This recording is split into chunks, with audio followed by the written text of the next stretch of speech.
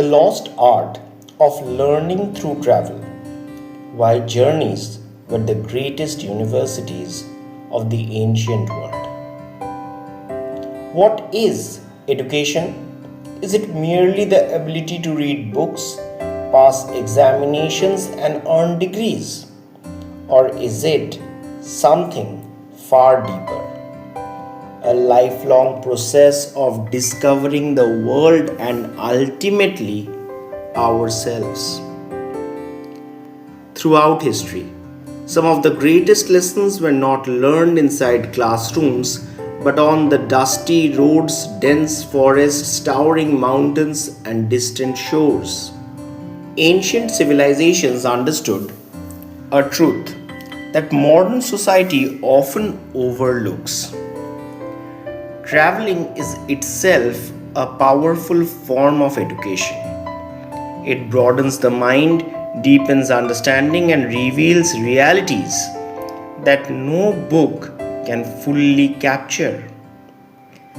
The epics of India, the journeys of the saints and the monks, the trade routes of the Harappans, and the travels of foreign scholars to Nalanda all point towards a remarkable idea that movement is learning and that every journey is a classroom without walls.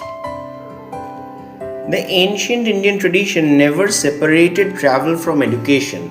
In fact, many educational systems encouraged students to travel and interact with different communities, cultures, and teachers. Wandering scholars often undertook long journeys in search of knowledge, believing that wisdom could not be gained through theory alone. Travel itself was considered a method of teaching because it exposed students to practical realities and diverse perspectives. One of the most fascinating examples comes from the Ramayana. Had Prince Ram remained within the comfort of Ayodhya, would he have become the ideal king remembered for thousands of years? His 14 years of exile transformed him from a prince into a leader who understood the lives of ordinary people. During his travels through the forests and the distant kingdoms, Ram encountered sages, tribal communities, kings, and warriors. Every encounter taught him something new about duty, courage, and compassion. Most importantly, it was during his travels that Ram met Hanuman. This meeting occurred near the Rishyamukha mountain where Hanuman was serving Sugriv.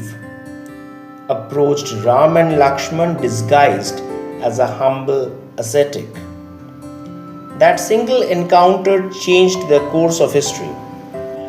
Had Ram never travelled beyond Ayodhya, would he have met Hanuman, the very devotee who became his greatest ally? Would Sita have been found? Would Lanka have been conquered?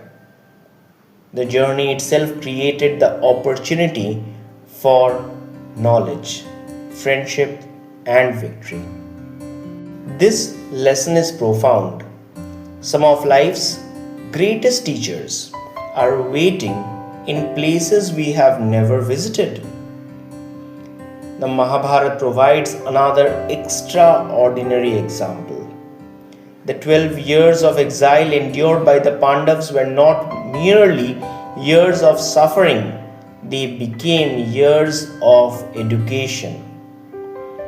Forced to leave their kingdom, the Pandavas traveled through forests, mountains, and sacred places of Bharatvarsh.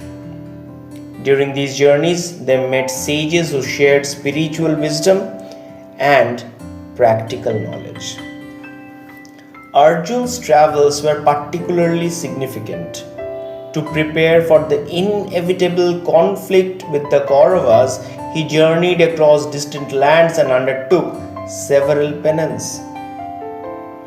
Through these travels, he acquired divine weapons from celestial beings and gained skills that later proved essential in the Kurukshetra war. Bhim developed immense resilience through his adventures and encounters with powerful beings. Yudhishthir learned patience and wisdom from countless discussions with sages. By the end of their exile, the Pandavas were not merely princes deprived of a kingdom. They had become stronger, wiser, and much more capable leaders. Their journey teaches us that hardship and travel often become the greatest teachers. The importance of travel can also be traced in the rise of Buddhism. Prince Siddhartha Gautam did not attain enlightenment while remaining inside his palace. His spiritual journey began when he stepped outside and witnessed old age, sickness, and death. These experiences transformed his understanding of life. After renouncing royal comforts, he traveled across northern India, meeting teachers, monks, and ordinary people in his search for truth. Eventually, these travels led him to enlightenment beneath the Bodhi tree.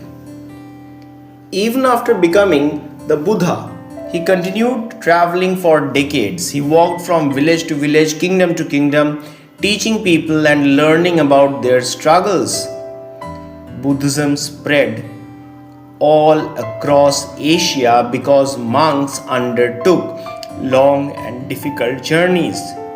The religion became a global force because its followers believed that knowledge must travel if it is to survive. Jainism also offers a similar lesson. Lord Mahavira spent years wandering across different regions, living a life of simplicity and self-discipline.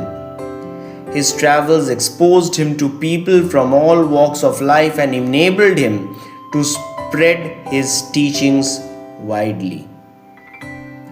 Jain monks traditionally traveled on foot, believing that movement encouraged humility and detachment. Through travel, they learned not only about the world but also about their own self. Perhaps one of the most mysterious examples comes from the Harappan Civilization. Thousands of years before the age of modern transportation, Harappan merchants traveled across vast distances.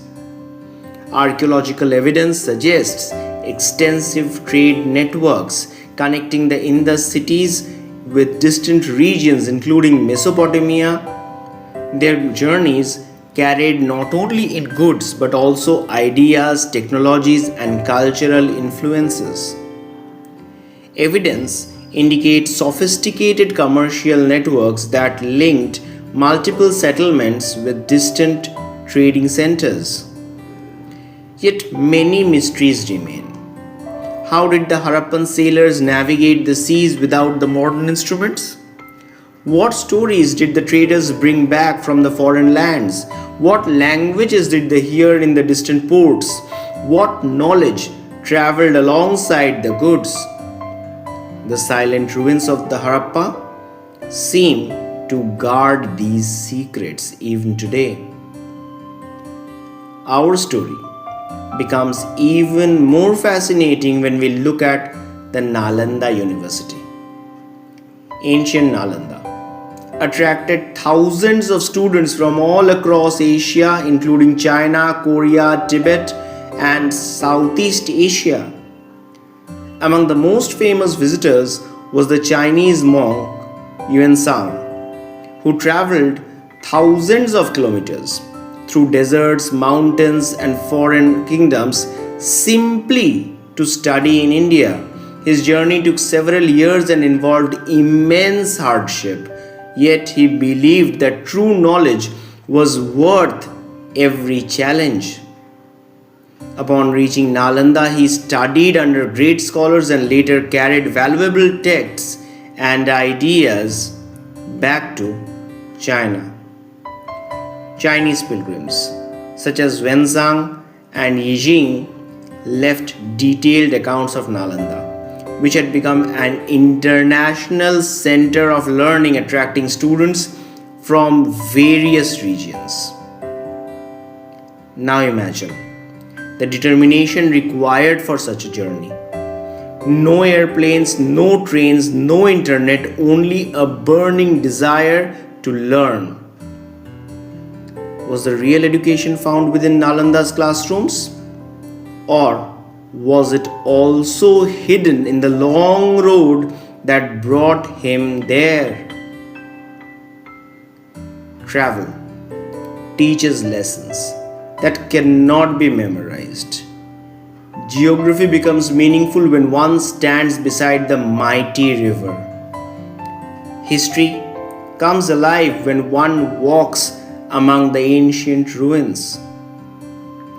Culture becomes real when one participates in local traditions. More importantly, travel teaches humility. It reminds us that our experiences represent only a small fraction of the vast human history. There is also a mysterious dimension to travel. Why do journeys change people so profoundly? Why do distant mountains inspire awe? Why do ancient ruins evoke emotions we cannot fully explain? Why did Ram find Hanuman only after leaving Ayodhya? Why did Arjun gain divine weapons only after years of wandering? Why did Yuanzhang cross continents for knowledge? Could it be that wisdom reveals itself only to those who are willing to leave their comfort zones? As we reflect upon these stories, several questions emerge. If the greatest heroes, saints, scholars, and civilizations learned through travel, what lessons might we be missing by remaining in the familiar surroundings? What unknown teacher waits beyond the next horizon? What hidden truth lies in a place we have never visited? And perhaps the greatest mystery of all, does every journey change the world, or does it simply reveal the world that was waiting within all of us all along? Travel is not merely movement from one place to another. It is education in its purest form. Every road is a lesson, every destination is a chapter, every traveler is a student. The only question is, are we ready to begin this journey? Thank you for listening to us. Please like, share, and subscribe to our channel for more such informative videos.